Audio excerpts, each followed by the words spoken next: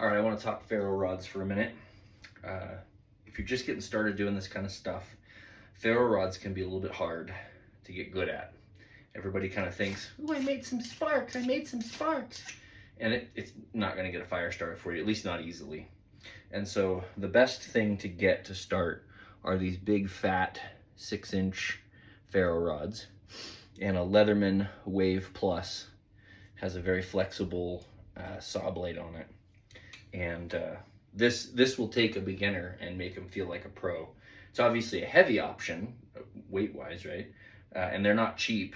I think these are north of $100, but it's functional and you'll actually be able to start a fire. So I put a lanyard on the end of mine so that I could wrap it into my hand and get a good solid grip on it, right?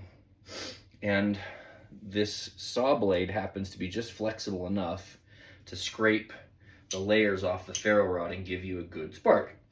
So the idea is to find a ridge on the ferro rod, a spot that you've already scraped once, and when you scrape, it creates a ridge on both sides of that scrape.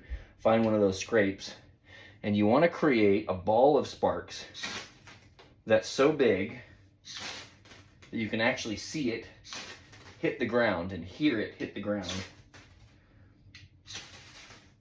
Right? Like I showed you before, the little, I made some sparks. Not going to start a fire for you. It's going to be really hard to get things started.